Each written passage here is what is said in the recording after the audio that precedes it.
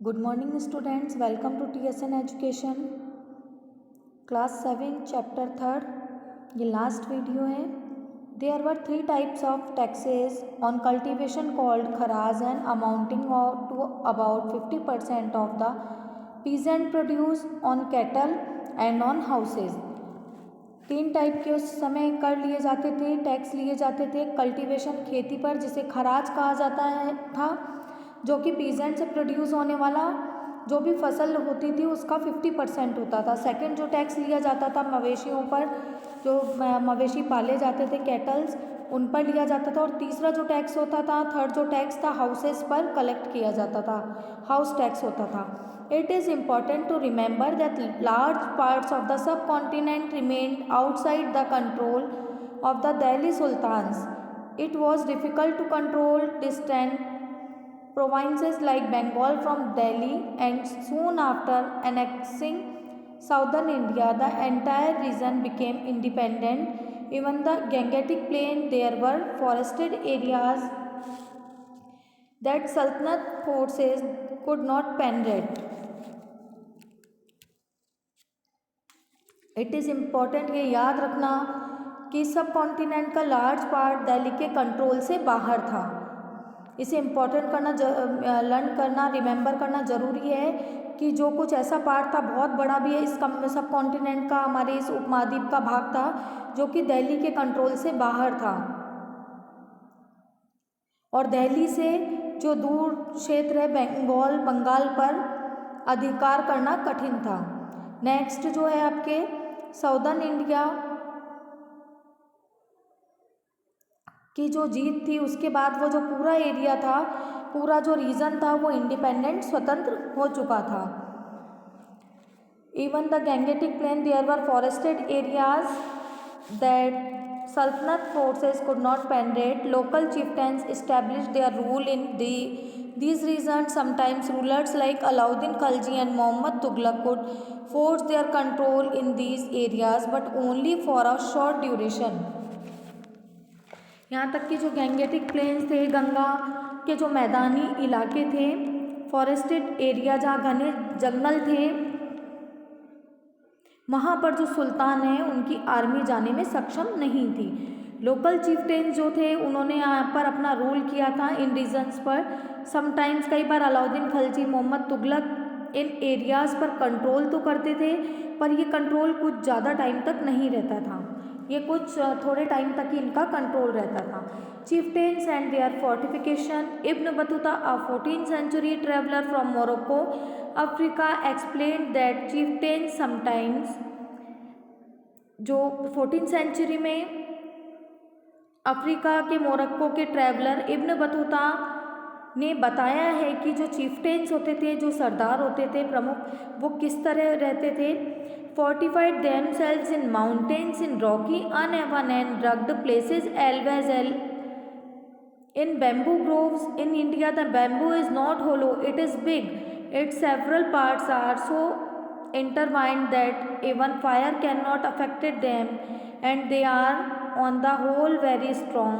The chieftains live in these forests which serve them as ramparts, inside which are their cattle and their crops. There is also water for them within.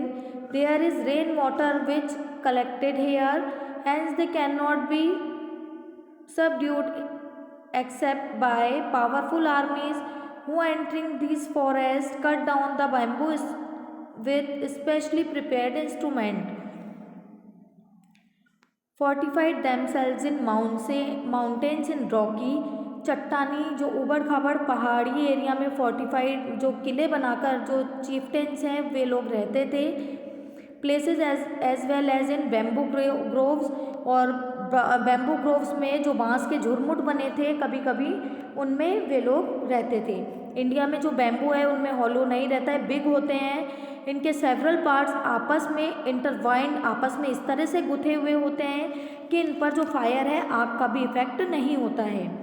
ये strong होते हैं। चीफ्टेन जो सरदार हैं इन forest में रहते हैं, जो कि उन्हें ये जो फॉरेस्ट है, बैम्बू ग्रोव्स वाली जो जगह हैं, ये उन्हें प्रोटेक्ट करते हैं। ये रामपाट जो ये दीवारें बनी हुई हैं, इसमें कैटल्स और उनके जो क्रॉप्स हैं चिफ्टेंस के वो रहते हैं। वाटर भी यहाँ पर अच्छा होता है, जो कि रेन वाटर है वो यहाँ पर कलेक्ट हो जाता है, इसलिए ये एरियाज चीफ्टेंस के लिए काफ़ी अच्छे रहते हैं। इसलिए चीफ्टेंस को पावरफुल आर्मीज के बिना डिफीट नहीं किया जा सकता। ये आर्मीज फॉरेस्ट में एंटर होकर स्पेशल इंस्ट्रूमेंट से बैम्बू को कट करती हैं। The Mongols under Genghis Khan invaded Transoxiana in northeast Iran in 1219 and the Delhi Sultanate faced their onslaught soon after.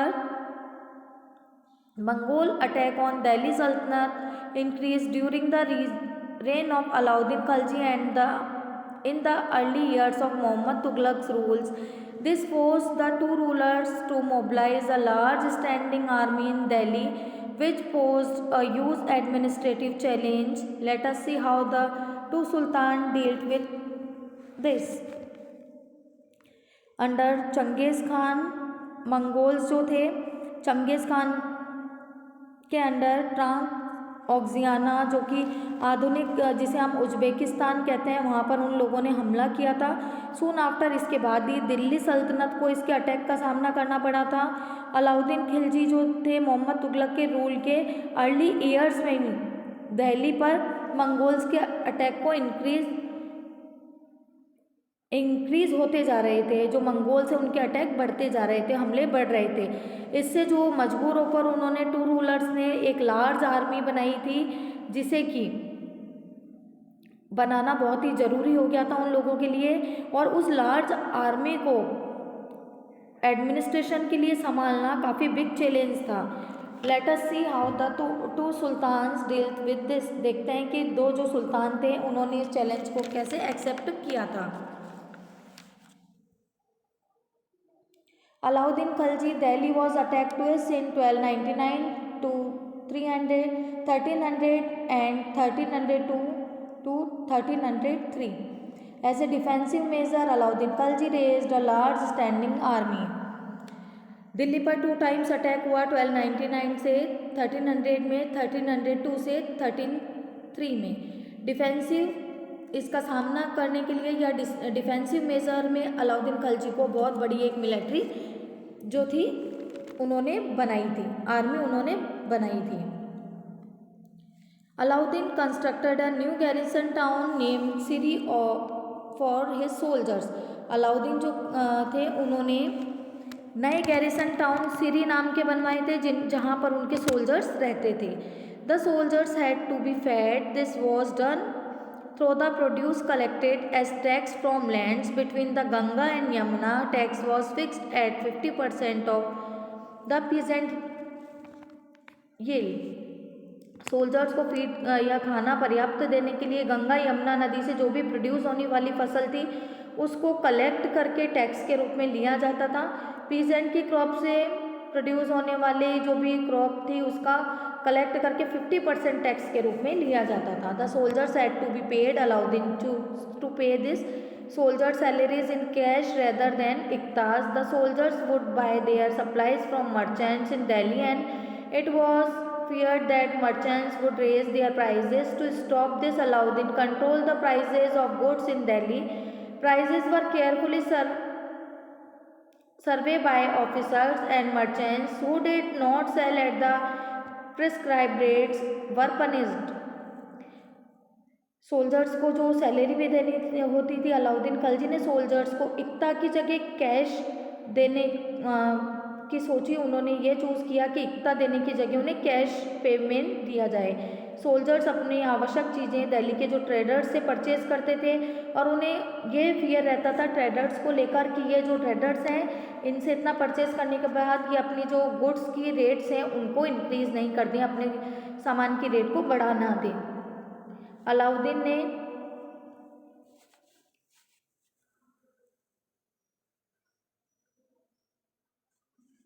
Alauddin administrative measures were quite successful, and chronicles praise his reason for its cheap prices and efficient supplies of goods in the market. He successfully withstood the threat of Mongols' inventions.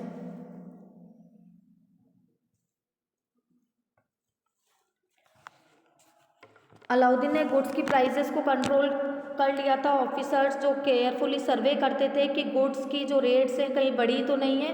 अगर कोई trader इस तरह से करता था जो rates बढ़ाते थे तो उन्हें पनिश किया जाता था। Alauddin administrative measure were quite successful. जो अलाउद्दीन का एडमिनिस्ट्रेशन था सक्सेसफुल था। जो क्रॉनिकल्स हैं उन्होंने को प्रेस्ट करते हुए इतिहासकारों ने जो इनकी काफ़ी प्रशंसा की है कि मार्केट में किस तरह से गुड्स की सप्लाई होती थी वो भी कम जो चीप रेट में, और किस तरह से अलाउद्दीन ने मंगोल खतरों को भी सक्सेसफुली उनका सामना किया था। Muhammad Tughlaq, the Sultanate was attacked in the early years of Muhammad Tughlaq reign. The Mongol army was defeated. Muhammad Tughlaq was confident about the strength of his army and his resources to plan an attack of Transoxania. He therefore raised a large standing army. Mohammad Tughlaq के early years में दिल्ली सल्तनत पर जो attack हुए थे, Mongol army defeat हो गई थी और हार चुकी थी। मोहम्मद तुगलक कॉन्फिडेंट थे, उन्होंने अपनी आर्मी की जो स्ट्रेंथ थी उस पर वो काफ़ी जो कॉन्फिडेंट थे और उन्होंने ट्रांसऑक्सियाना पर अटैक करने की भी प्लानिंग कर रखी थी और एक बिग आर्मी को खड़ा करना उनका एक बहुत बड़ा कदम था। Rather than constructing a new garrison town, the oldest of the four cities of Delhi, Ikuna was emptied for its residents of the old city but sent to the new capital of Daulatabad in the south. नए garrison towns को बनाने के स्थान पर, बनाने की जगह पर दिल्ली की जो 4 सिटीज़ थी उनको एम्प्टी कर दिया गया था और जो सैनिक हैं, जो सोल्जर्स हैं, उनको उनके लिए गैरिसन टाउन्स बनवाए गए थे। ओल्ड सिटी के जो रेजिडेंट्स जो थे उनको न्यू कैपिटल दौलताबाद जो कि साउथ में है वहाँ पर शिफ्ट कर दिया गया था। Produce from the same area was collected as tax to feed the army, but to meet the expenses of maintaining such a large number of soldiers, the Sultan levied additional taxes. This coincided with famine in the area. Army को feed करने के लिए उस area से produce होने वाली जो crop होती थी उसको कलेक्ट किया जाता था, but large number of soldiers, जो सोल्जर्स हैं वो बहुत ज़्यादा संख्या में होने के कारण कुछ वहाँ से एडिशनल जो टैक्स हैं वो भी वसूले जाते थे, अलग से कुछ कर भी लिए जाते थे। और इसी टाइम पीरियड में उस एरिया में फेमिन यानी अकाल का भी सामना करना पड़ा था। Muhammad Tughlaq also paid his soldiers cash salaries, but instead of controlling prices, he used a token currency, somewhat like present-day paper currency, but made out of cheap metals, not gold and silver. People in the 14th century did not trust these coins. They were very smart. They saved their gold and silver coins and paid all their taxes to the state with this token currency. The cheap currency also be counterfeited easily. जो मोहम्मद तुगलक अब उनके जो soldiers थे उनको cash पे करते थे, but prices को कंट्रोल करने के बजाय उन्होंने आज जो पेपर की करेंसी की तरह टोकन करेंसी चलाई थी। ये कॉइन्स, कई बार जो कॉइन्स बनाए जाते थे मेटल्स के होते थे, पर ये मेटल्स जो होते थे गोल्ड या सिल्वर के नहीं थे, चीप मेटल्स होते थे, काफ़ी सस्ते धातु के ये करेंसी बनाई जाती थी। 14th सेंचुरी के पर्सन को इन कॉइन्स पर ट्रस्ट नहीं था। वे जो लोग होते थे वो बहुत स्मार्ट थे, अपने सिल्वर और जो गोल्ड कॉइन्स को वो सेव रखते थे और जो टैक्सेस को पे करने के लिए वहाँ की जो टोकन करेंसी है उसको यूज़ करते थे। करेंसी आसानी से बनाई भी जा सकती थी। Muhammad Tughlaq administrative measures were a failure. His campaign into Kashmir was a disaster. He then gave up his plans to invade Transoxiana and disbanded his large army. Meanwhile, his administrative measure created complications. The shifting of people to Daulatabad was resented. The raising of taxes and famine in the Ganga-Yamuna belt led to widespread rebellion, and finally the token currency had to be recalled.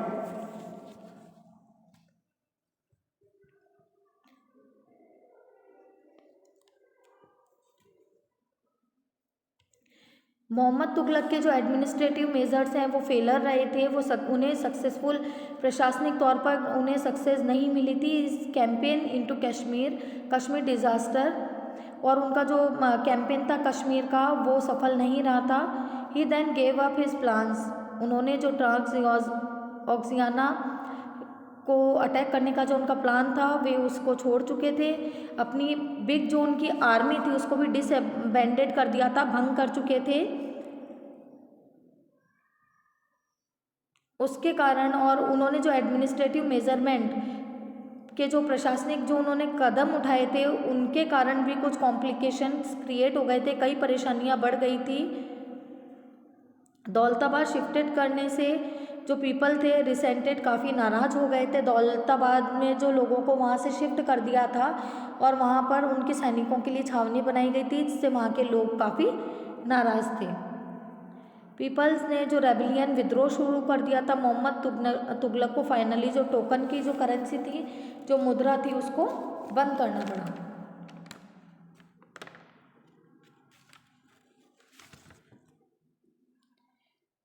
In the list of Muhammad Tughlaq's failure, we sometimes forget that for the first time in the history of the Sultanate, Delhi Sultan planned a campaign to capture Mongol territory.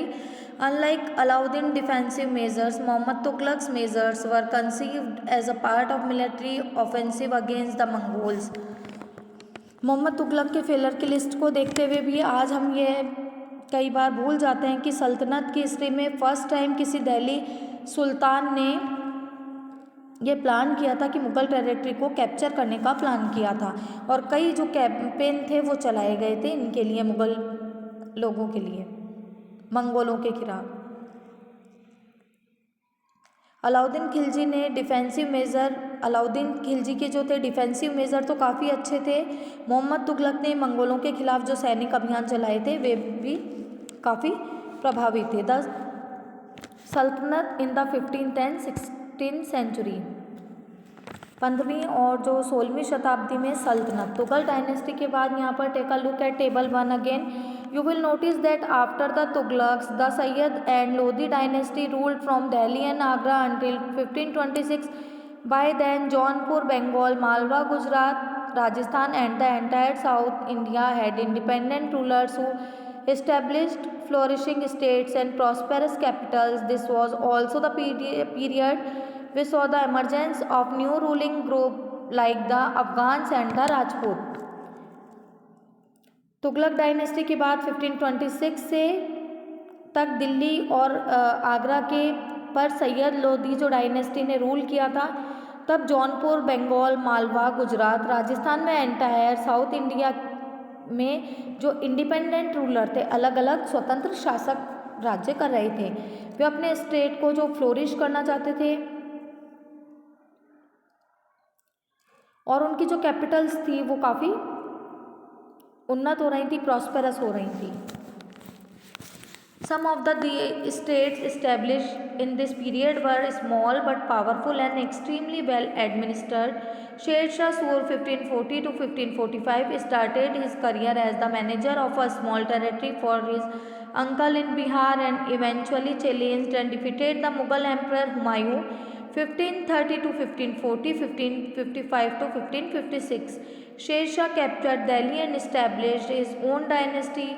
Although the Sur dynasty ruled for only 15 years, 1540 to 1555, it introduced an administration that borrowed elements from Alauddin Khalji and made them more efficient. Sher Shah administration became the model followed by the great Emperor Akbar 1556 to 1605 when he consolidated the Mughal Empire. इस time period में establish हुए जो states थे वे small थे but काफ़ी powerful थे। शेरशाह सूरी ने 1540 से 1545 तक अपने अंकल के स्मॉल से टेरिटरी बिहार के एरिया में एज अ मैनेजर अपना करियर स्टार्ट किया था। आगे से कंटिन्यू करके मुग़ल एम्परर हुमायूं को चैलेंज किया और उन्हें डिफीट किया। शेरशाह सूरी ने दिल्ली को कैप्चर किया तथा अपनी ओन डायनेस्टी इस्टेब्लिश की। सूर डायनेस्टी ने ओनली 15 ईयर्स रूल किया था, 1540 टू 1555। बट ऐसा एडमिनिस्ट्रेशन इंट्रोड्यूस किया जिसमें कि अलाउद्दीन खिलजी के कई एलिमेंट्स को उन्होंने ऐड किया था, शामिल किया था। व्हेन ग्रेट रूलर एम्परर जो हैं अकबर, उन्होंने मुग़ल एम्पायर जब कंसोलिडेट किया, मुग़ल एम्पायर की स्थापना की थी, शेरशाह के मॉडल को ही उन्होंने फॉलो किया था। The three orders, the peace of God, knights and the crusades. The idea of the three orders was first formulated in France in the early 11th century. It divided society into three classes: those who prayed, those who fought, and those who tilled the land. This division of society into three orders was supported by the church of consolidate its dominant rule of society. This helped the emergence of a new warrior group called knights. The three orders, तीन श्रेणियाँ जो बनाई गई हैं, एक तो first है यहाँ पर पीस ऑफ गॉड, ईश्वरीय शांति, नाइट्स और crusades. Idea of three orders 11th century में फ्रांस से आया था ये आइडिया ऑफ थ्री ऑर्डर्स का। इसके अकॉर्डिंग सोसाइटी को थ्री क्लासेस में डिवाइड किया गया है: प्रे करने वाला ग्रुप, युद्ध करने वाला, फॉट करने वाला ग्रुप और टिल्ड द लैंड, खेती करने वाला ग्रुप। थ्री ऑर्डर्स को जो चर्च हैं वे भी सपोर्ट करते हैं, पर बट इन डिवीज़न से सोसाइटी में एक और ग्रुप बन चुका था जिसे कि वॉरियर्स कहा जाता है, योद्धा कहा जाता है। जो चर्च था, the church patronage this groups and use them to propagate their idea of peace of God. The attempt was to direct warriors away from conflict amongst themselves and send them instead of a campaign against the Muslim who had captured the city of Jerusalem. This led to a series of campaigns called the Crusades. These campaigns in the service of God and the church completely altered the status of knights. Originally, these knights did not belong to the class of nobles, but by the end of the 11th century France and a century later in Germany, the humble origin of these warriors were forgotten. By the 12th century, nobles also wanted to be known as knights. Church जो होता था उन लोगों को patronage, उन लोगों को संरक्षण देता था जो कि पीस ऑफ गॉड, ईश्वरीय शांति वाली अवधारणा वाले लोगों का एक ग्रुप था।